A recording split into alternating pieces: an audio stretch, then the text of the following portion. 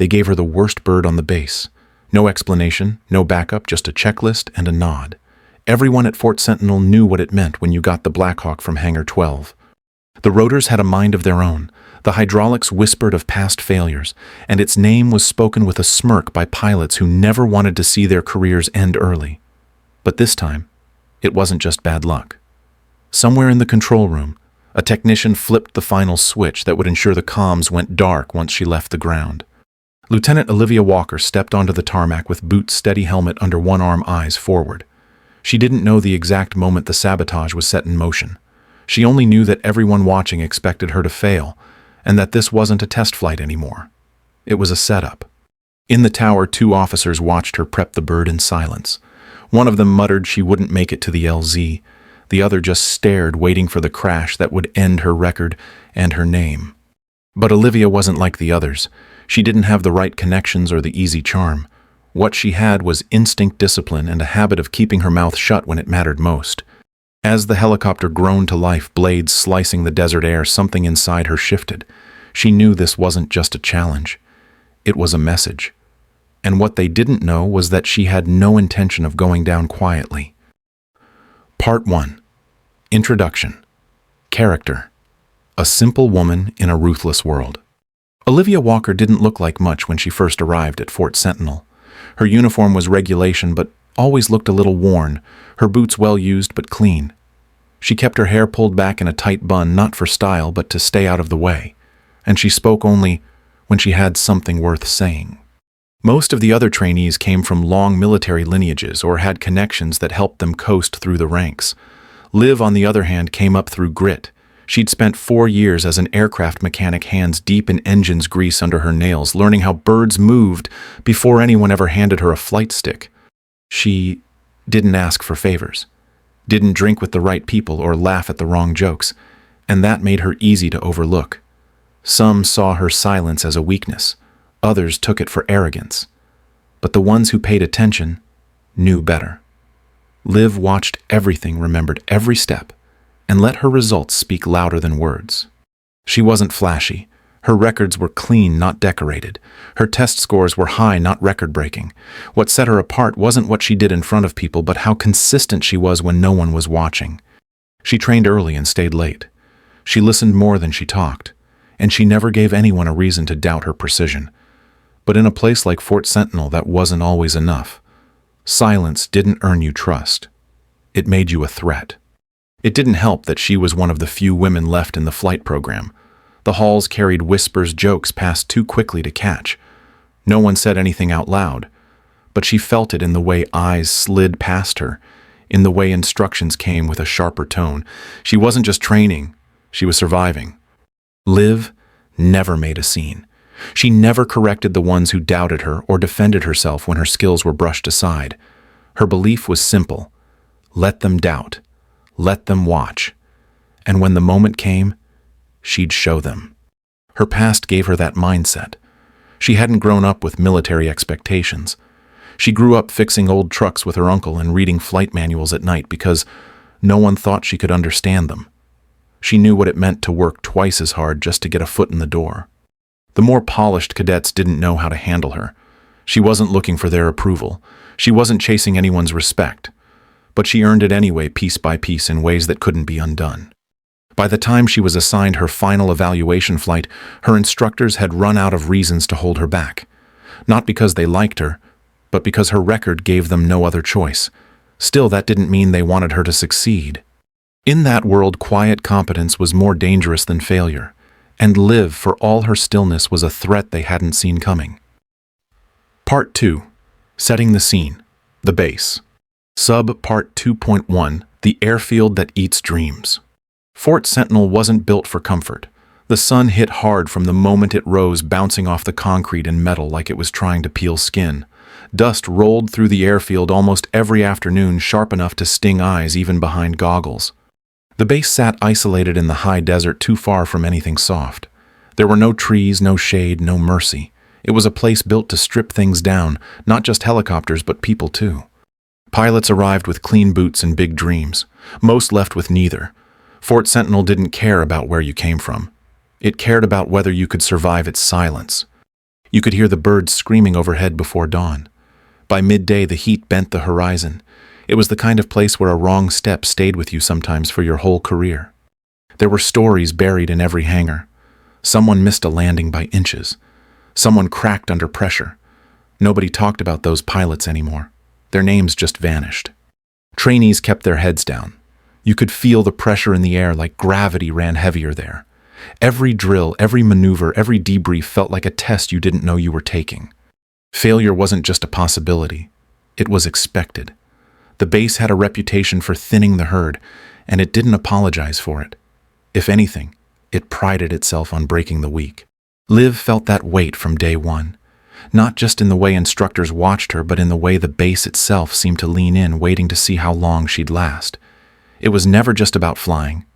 It was about enduring. And at Fort Sentinel, endurance was currency.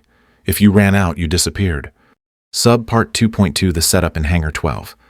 Hangar 12 sat at the far end of the tarmac, quiet, like something that had already failed. Its doors were open that morning, heat waves curling off the concrete. The bird inside didn't look different from the others, but Liv knew its name before she saw the tag.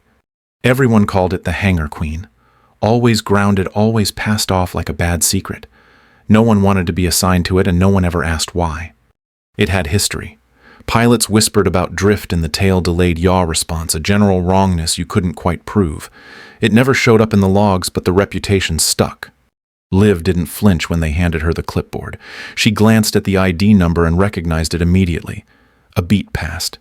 Then she nodded like it didn't matter, even though it did. Captain Morgan stood beside the hangar door watching her without expression. His tone when he briefed her was flat, like he already knew the outcome. She didn't speak. She just saluted and walked forward. The air around the Black Hawk felt heavier than it should have, the kind of weight that didn't come from metal. Something about the way it sat too still, like it was holding its breath. Her boots echoed on the floor. Every step toward the aircraft made her skin tighten just a little more. She opened the panel, ran her hands over the checklist, everything in green. Too perfect. Nothing felt off to the eye, but that made it worse. A machine that hides its flaws is more dangerous than one that admits them. She checked the tail, then the hydraulics.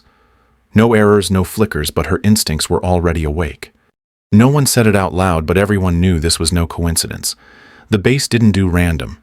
Assignments like this had fingerprints, just not the kind you could see. Liv climbed in powered-up systems and went through her checks with calm precision. But the back of her neck prickled with something cold. She was about to take up a bird that no one trusted, and the silence around her was screaming. Part 3. Conflict, sabotage, and silence. Sub-Part 3.1, the malfunction. The liftoff was clean, almost suspiciously so. Liv felt it right away, not in the instruments, but in the air around her. The bird responded, but with a softness that made her fingers tighten on the stick. At 200 feet, the first lag hit. A half-second delay on the right pedal. Just enough to cause drift. She corrected instinctively, but it happened again a little longer this time. She called in to tower, steady voice reporting pedal lag and intention to monitor. Static answered back. No voice, no acknowledgement. She checked the backup channel. More silence. Her pulse didn't spike. She didn't panic. She simply marked the moment in her mind, adjusted torque manually, and shifted course. But the silence was louder than any warning alarm. The controls began to feel thick, like she was pushing through syrup. Trim was slipping out of sync. She scanned the gauges again. No red, no yellow, but the feel was wrong. Then a flicker. Backup hydraulic light blinked just once, followed by a spike in rotor RPM. It reset within seconds like nothing had happened. But Liv knew better. She had been a mechanic before she was a pilot. Machines didn't lie, but they didn't always tell the whole truth either. The flicker, the lag, the radio blackout. This wasn't failure. This was sabotage. She worked through her checklist again. Hands calm, movements exact. She adjusted pitch, manually trimmed out the yaw with both feet, and recalculated her approach path. Every small choice now mattered. The wind shear ahead was rising. Her torque response was degrading. The yaw wanted to swing left under pressure. She'd have to land at an angle with failing tail authority and do it before it got worse. Another light blinked. A stabilizer input dropped for just one readout, then came back. It was just enough to tell her the descent would be dirty, but survivable if she got ahead of it now. She breathed through her nose, focused on the feel of the pedals beneath her boots. No panic. No guessing. Just control. Every second in the air was now a countdown, not to impact, but to choice. If she missed her window to correct, the tail would spin her into the desert. If she reacted too fast, she'd overcompensate and stall. Every inch was a test of instinct, and every system around her was lying. Subpart 3.2, No one is listening. Liv keyed the mic again, steady as before, reporting hydraulic flickers and requesting acknowledgement. Nothing came back. Just low static, the kind that said the channel was open but no one was listening. She switched to the alternate frequency. Still nothing. Not a hiss, not even a fault tone. That was wrong. Backup channels always had bleed. This was silence by design. She didn't speak again. There was no point. They'd cut her off. Somewhere back at the tower, someone had reached in and flipped the comms cold, and they were watching now, waiting for her to break. She felt it in her chest, not fear, but the heavy cold of betrayal. Not just the bird fighting her, but the system itself. It was supposed to protect her. It had turned instead. She flew through it, rerouted airspeed, compensated for drift. Her mind moved faster than the malfunction. She didn't need their voices. She needed space and numbers and calm hands. Another warning light blinked, this time a pulse in the lateral trim. No full failure.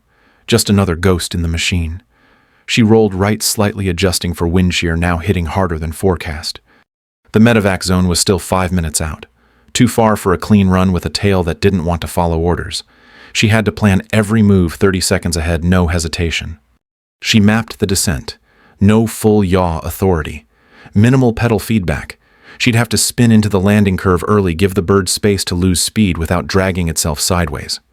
She tried tower one more time. Still silence. Not even emergency override responded. That confirmed it. Someone had cut her out of the sky on purpose. And still she flew, because this was the only choice. She wasn't going down just because someone wanted her erased from a spreadsheet. She held trim with both feet, worked torque manually, felt the machine strain and twist. She knew it was close to giving out, but she also knew how far she could push a lie. They'd picked the wrong woman to silence. She didn't shout, didn't beg, didn't need a rescue. She just needed the sky to hold a little longer. She could make it through that. Behind her, the Black Hawk groaned like a thing trying to confess. She didn't listen. She flew by, feel like she used to, fix by feel, trusting that her hands would tell the truth when everything else was wrong. Whatever happened next, she would land this bird, on her terms, in her time, and if they were watching, then they'd see just how wrong they were about her. Part 4. Emotional Climax. Her Resolve. Subpart 4.1, The Impossible Landing. The landing zone appeared through the haze like a cracked promise. Liv took it in with one glance, marked the slope, the angle, the drift of dust moving across the surface. No time for perfection. She needed it fast and just safe enough to walk away. She banked left, pulling trim hard, then easing off to guide the yaw. The tail kicked once, a sharp protest under torque. She felt it shudder through the pedals, but held the swing, caught it before it became a spin. She lowered altitude in a curve, not a drop. Straight descent was suicide. The wind shear struck her broadside harder than forecast. She adjusted with body weight and wrist torque, not textbook, but right. RPM slipped again. Instruments blinked like nerves fraying. She didn't flinch. Her eyes locked on the point just past the convoy wreckage, where the dust cleared just enough for rear wheels to touch. The Black Hawk sagged to one side, hydraulics dipping. Liv countered by trimming left, then angling back towards center. Her boots pressed with exact weight. No jerks, no panic. 3 seconds from touchdown, the bird fought her again. She countered by easing pitch bleeding speed while using momentum instead of resistance. Her right hand moved like it was sculpting the air, not commanding it. Then came the drop. Not a crash, not a thud. A settling. Rear wheels first. Nose tilted, held. One last adjustment brought the bird flat. Then the engine whined, softened, and the rotors slowed. She didn't exhale. Not right away. She scanned everything. Gauges still flickering. Comms still dead. The machine was still lying, but it had obeyed her one final time. Outside, the zone was silent. No emergency crew, no cheers, no response. Just heat and dust and the sound of a bird that shouldn't have flown, now sitting clean and still on broken ground. Liv sat back, hands still on the stick, breath even. Her heart was steady. The only sound was the whine of slowing blades and the hush that came when nothing had the right to move anymore. She didn't look up. She didn't need to. She knew they had seen. Every second. Every correction. Every time she should have failed and didn't. She had done the impossible with no backup and no voice. And she had made it look quiet. Subpart 4.2, the silent debriefing. The room was too bright. The kind of light that buzzed in silence meant to unsettle. Liv sat still, flight suit clinging with dried sweat gloves still on her hands like armor she hadn't removed yet. She faced the door, but her eyes didn't move. A two-way mirror stood off to her left. She didn't look at it either. She knew what was behind it. Watching. Waiting. Time passed slowly, as if the base had forgotten her. That wasn't normal. Post-flight evaluations usually started within minutes. This delay meant more than paperwork. When the door finally opened, the officer who entered was stiff and practiced, his tone clipped, his questions technical. She answered each one with precision, no elaboration, no speculation. She described trim lag-tail yaw pedal stiffness, recounted timing, torque adjustments, wind correction. Never once did she suggest sabotage. She didn't need to. Her answers made it obvious. He asked if the aircraft felt airworthy at takeoff.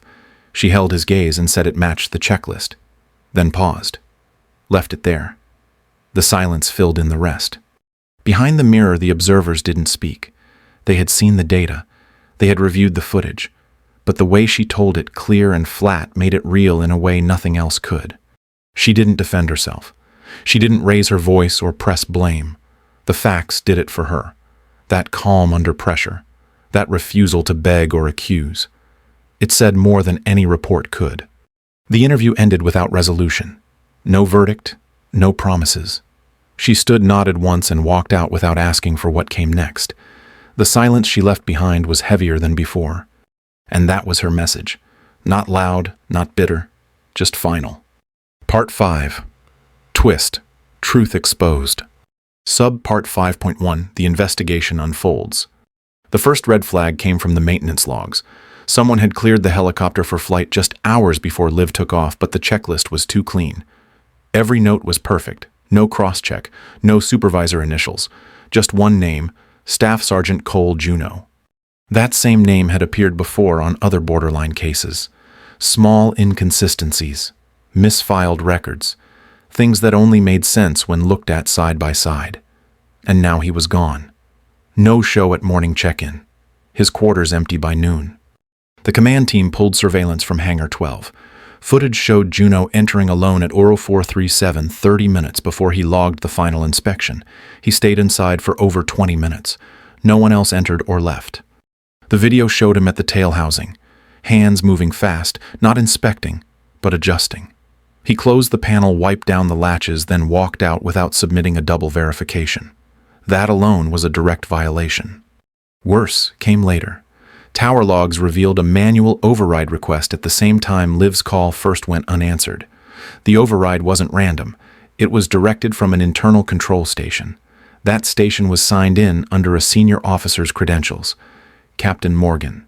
When confronted, Morgan denied involvement, claimed someone else must have used his login, but command had already traced the keycard swipe to his own ID. No room for excuses. Reed, the senior commander on base, reviewed the flight telemetry 3 times. The data didn't lie. Yaw drift started 90 seconds after takeoff. Pedal inputs didn't match torque shifts. Liv had flown blind for over 10 minutes. By the end of the day, Reed ordered an internal audit. Morgan was suspended.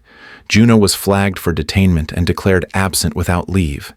And a closed-door session was called with command leadership. Whispers spread fast. Hangar 12 became a name again, not just a number. Mechanics stopped joking near the tool cages. Instructors shifted tone mid-briefing. No one said sabotage out loud, but they didn't have to anymore. The final trigger came when an external investigator from Army Aviation arrived. Clean suit, federal badge, no patience. He reviewed the footage, read the logs, and signed an order that put Hangar 12 on full lockdown. Liv wasn't mentioned in the official brief. But everyone on base knew this started with her, or rather, with her refusal to break. She had survived what they set up to destroy her, And now the ones who thought they could erase her were being erased instead. There were no speeches, no declarations, just missing names on duty rosters, quiet transfers, offices packed up without notice, the kind of justice that didn't need to be loud to be felt. By week's end, 3 senior staff were reassigned under formal review. Juno was in custody. Morgan had disappeared from base entirely. The weight in the air shifted. It didn't feel safe yet, but it felt cleaner. And for the first time in a long time, silence didn't mean cover-up. It meant reckoning. Subpart 5.2, The Unexpected Recognition. Liv didn't ask for a ceremony. She didn't even know it was happening until the morning of. A junior officer knocked on her door, handed her a uniform still stiff from storage, and told her to report to the main auditorium. The room wasn't full. A few senior instructors sat scattered among cadets. Most looked curious. A few looked uncomfortable. At the front stood a colonel flown in from Fort Rucker. He didn't speak long. He didn't mention the investigation, didn't name the bird or the base. He talked about execution under pressure and what it means when a pilot puts discipline before fear. Then he stepped back and called her name. She walked to the podium with the same steady gait she used on the flight line. Her uniform felt unfamiliar, like it belonged to someone else. She adjusted the mic, though she didn't need to. She told them she had been given a bird that shouldn't have flown. She flew it anyway, not to prove anything, not to challenge anyone, because that's what pilots do. She said there are moments in flight when the machine lies, when nothing feels right and no one answers back. Those are the moments that reveal what kind of pilot you are, and sometimes what kind of person. She didn't speak about sabotage, not once. But her words landed hard in the silence. She spoke about instinct, about staying calm, about how sometimes the hardest thing is to keep going when everything tells you to stop. She ended with one line. She said when everything broke, she didn't. And that was the only reason she was still standing. The room clapped. Not loud, not long, but real. A few heads bowed, a few hands clenched tighter, and a few cadets sat straighter, watching her like they were trying to memorize what courage looked like. Liv didn't stay for the reception. She stepped off the stage, walked through the aisle and into the light outside. No fanfare, no cameras, just the quiet shift that happens when the truth finally finds air. 2 weeks after the ceremony, Liv's name quietly vanished from the duty roster. No formal send-off, no memo, just an empty locker and a file marked archived. Her quarters were cleaned before sunrise, her flight logs sealed without comment. The base didn't hold a briefing. No one was told she had left, but everyone felt it. The hangar seemed quieter, the air lighter, like something heavy had shifted without making a sound. New cadets arrived, never having met her, but they heard stories, not from instructors, from each other. Whispers between drills, notes passed in quiet moments between rotations. They called it the Harper landing. Some watched the footage every night, not because they were told to, because they couldn't stop. The stillness in her hands, the way she never looked panicked even when the bird was fighting her at every turn. Instructors stopped using words like crack under pressure without a caveat. They used her recording in safety briefings. Not because it was dramatic, because it was precise. Something shifted in how cadets were trained, no longer just by the book, but by feel. They were taught to trust systems, but also to trust themselves. Liv had made that difference, without saying a word. She didn't leave a note, didn't sign her name on a plaque, but her flight was now required viewing and tactical risk coursework, and her decisions had changed how pilots approached malfunction scenarios across 3 bases. Reed, the commander, started reviewing reports himself. He kept his light on later than usual. He quietly reassigned 2 crew chiefs whose names never made it into the final investigation, but whose work had been just close enough to dangerous for too long. No headlines covered the change, but everyone on base knew. The air around Hangar 12 stayed silent, not forgotten, just quieter, like the ground remembered what had happened there and wanted to keep it sacred. One morning, a cadet on his first solo hover caught tail drift faster than expected. When his instructor asked how he saw it coming, he shrugged, said he'd studied the Harper flight. She never flinched, so neither did he. Her absence didn't feel like loss. It felt like an echo, something that stayed behind not through noise but through influence. She had left nothing to prove, but everything had changed because of her. At night, the wind still moved over the tarmac like before, but there was a kind of reverence now, as if the air itself carried her presence, not haunting, just remembered. And in the unofficial folklore of Fort Sentinel, her name became a code, a way to say someone did it right when no one was watching, a reminder that some pilots don't need medals or speeches. They just fly and leave the sky quieter than they found it. The invitation didn't come through official channels. It was a thin envelope, unmarked, slid beneath her door without a sound. Inside, a folded document and one line written by hand. Ghost Pilot Initiative. No rank, no briefing. Just an offer. Liv read it once, then again. The words were careful. Detached. A program that didn't officially exist.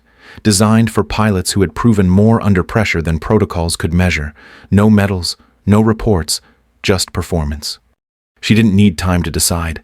There was no hesitation, only a quiet understanding that some calls don't come from the chain of command. They come from the silence you earned. A week later, her flight records were sealed. Her locker cleared out not by staff, but by someone who left everything folded with care. Her name disappeared from all instructor lists. Even the cadets stopped asking where she'd gone. Somehow they already knew. Reed met her once more, not in his office, but at the edge of the hangar. The shell of the old Blackhawk had been stripped, boxed for transport to Fort Rucker. He told her it would become a training relic. Harper Bird, they were calling it now.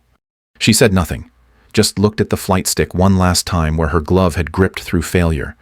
Then she turned and left. No salute. No farewell. Some exits don't need ceremony. That night, under a sky with no moon, a black aircraft lifted from a private strip beyond the base perimeter. No call sign, no insignia, just a single pilot's steady hands, quiet eyes, and a tattoo barely visible beneath her sleeve.